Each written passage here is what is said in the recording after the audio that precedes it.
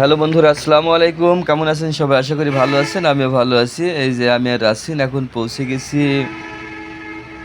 কুষ্টিয়া কেন্দ্রীয় bus terminal. এর পাশেই আমার ঠিক বাম পাশে প্রাচীরের সাথেই পাসপোর্ট অফিস। তো অফিসটা খুলতে এখনও 5-6 মিনিট দেরি আছে। আমরা খুব সকাল সকাল এসেছি, সকাল সকাল কাজ সারতে হবে তাই। তো রাসিন কিছু খাবে, আমি একটু কোনো কিছু এই টার্মিনালের ভিতর থেকে ওকে কিনে দেবো। এই আস্তে আস্তে আমি টার্মিনালের ভিতরের দিকে যাচ্ছি। দেখতে পাচ্ছেন বিভিন্ন রুটের গাড়ি এখানে দাঁড়িয়ে আছে বিভিন্ন জায়গায় যাওয়ার জন্য। এই রাসিন দেখুন, এই লম্বা লম্বা পাতাও ভাবছে তেজপাতা, এই পাতাও ছুড়াচ্ছে।